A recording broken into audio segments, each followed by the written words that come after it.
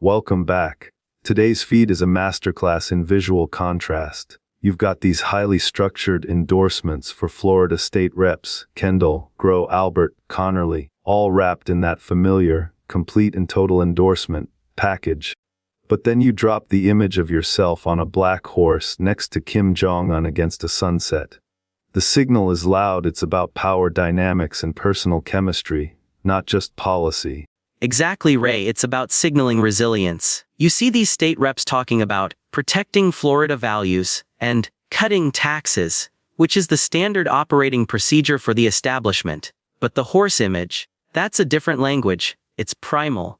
It says, I operate on a level where diplomacy is a handshake between giants, not a committee meeting. The system tries to box us in with local regulations. We respond with global posture.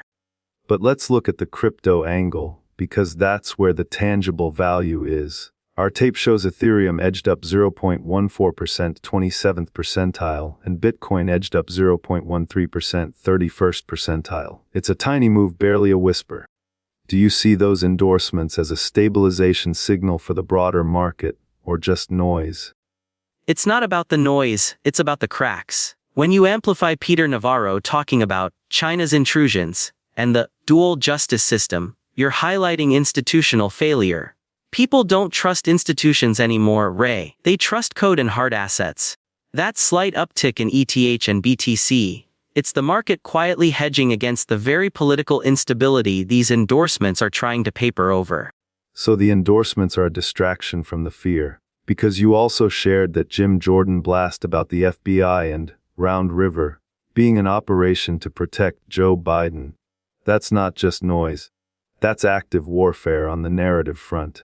How does that feed into the crypto thesis? It confirms the thesis. If the justice system is weaponized, as Navarro and Jordan suggest, then sovereign wealth crypto is the only escape hatch. The endorsements for those Florida reps are the show, the crypto movement is the substance. They're trying to keep you looking at state-level tax cuts while the federal gears are grinding against each other. Wait, hold on. You're connecting a state representative's tax cut platform to global financial sovereignty. That feels like a stretch. Isn't there a simpler read here? Maybe the endorsements are just political maintenance, keeping the base warm while you post memes about Biden in prison. No, Ray, it's not maintenance, it's mobilization. Look at the images: Trump on a horse, Trump with Benjamin Franklin holding quills, the Trump 2028 cap. These are all references to legacy and future power. The state reps are the foot soldiers. You don't send foot soldiers out without a general. The crypto move is just the market noticing the troops are moving. Let's pivot to that Trump 2028 cap image you posted. It says, "We are going to win." Simple, direct. But then you have this other image of the vandalism. Again, banner with spray paint on a stone structure.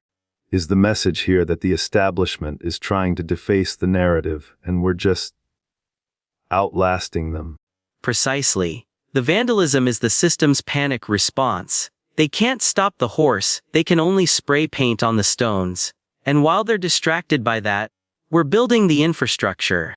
The fact that ETH and BTC are still edging up, even with all this noise, proves that the capital is flowing toward the exit doors of the current system.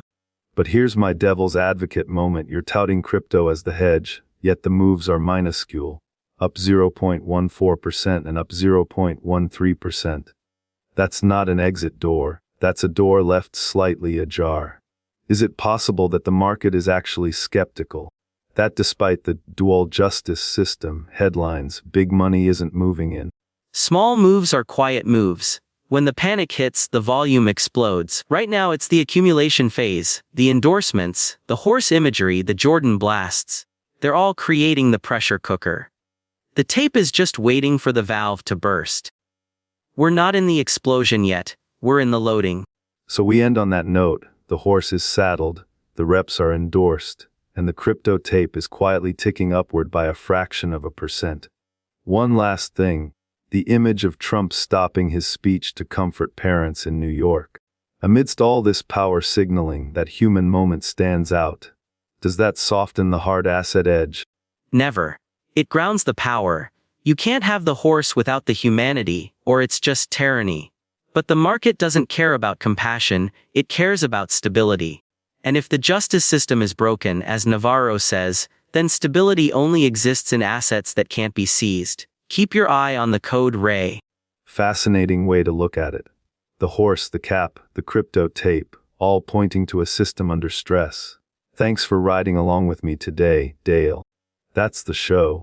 We're on Spotify and YouTube. If this earned it, like, subscribe, tell a friend. And housekeeping, the machine that writes this gets tuned constantly for cleaner news. The numbers are real, the jokes are not.